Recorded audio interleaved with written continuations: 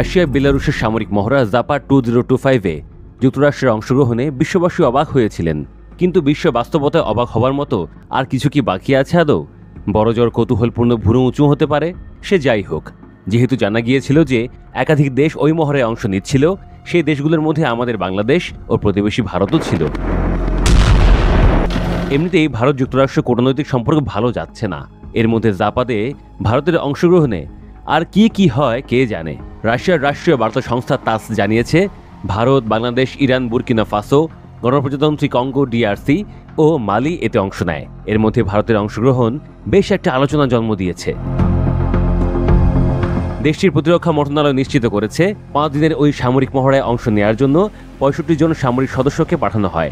ভারতের অংশগ্রহণ কুমাউন রেজিমেন্টের একটি ব্যাটালিয়ন দ্বারা পরিচালিত হয়, যার উদ্দেশ্য ছিল রাশিয়ার সঙ্গে সহযোগিতা এবং পারস্পরিক আস্থা বৃদ্ধি করা। তবে কিছু বিশ্লেষক মনে করছেন যে ভারতের এই অংশগ্রহণ চীনকে মোকাবিলায় যুক্তরাষ্ট্রে একটি গুরুত্বপূর্ণ মিত্র হারানোর সংকেত হতে পারে। এটি প্রথমবার নয় যে রাশিয়ার সামরিক মহড়ায় ভারত অংশ নিয়েছে। 2021 সালে ইউক্রেনে রাশিয়ার পূর্ণ আক্রমণ শুরুর ঠিক আগ মুহূর্তে রাশিয়া ভলগোগ্রাদ অঞ্চলে সন্ত্রাস বিরোধী ও পরম্পরাগত সামরিক অপারেশন সম্পর্কিত মহড়ায় অংশ নিয়েছিল ভারত।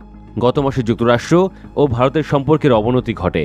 মূলত ট্রাম্প প্রশাসন ভারতীয় পণ্যে 50% শুল্ক আরোপ করার পর টানাপোড়েন দেখা দেয়। যুক্তরাষ্ট্রের অভিযোগ, রাশিয়ার তেল কেনার মাধ্যমে নয়াদিল্লি ইউক্রেনে মস্কোর আক্রমণকে পরোক্ষভাবে সমর্থন দিচ্ছে। এছাড়া চলতি মাসের শুরুতে ট্রাম্প সামাজিক যোগাযোগ মাধ্যমে লেখেন যে ভারত ও রাশিয়া যেন গভীর অন্ধকার চীনের কাছে হারিয়ে যাচ্ছে।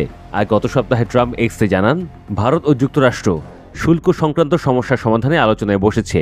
এর আগে তিনি অভিযোগ করেছিলেন, ভারত মার্কিন পণ্যের উপর উচ্চ শুল্ক আরোপ করেছে। ভারতের প্রধানমন্ত্রী নরেন্দ্র মোদী জবাবে লেখেন, ভারত ও যুক্তরাষ্ট্র ঘনিষ্ঠ বন্ধু ও প্রকৃত অংশীদার। তিনি আশাবাদ ব্যক্ত করেন যে আলোচনার মাধ্যমে দুই দেশের মধ্যে বাণিজ্যের সম্পর্কে সীমাহীন সম্ভাবনা উন্মোচিত হবে। ভারত রাশিয়ার সম্পর্ক সোভিয়েত আমল থেকেই গভীর। স্নায়ুযুদ্ধকালে ভারত নিরপেক্ষ অবস্থানে থাকলেও সোভিয়েত ইউনিয়ন থেকেই বেশিরভাগ অস্ত্র কিনত।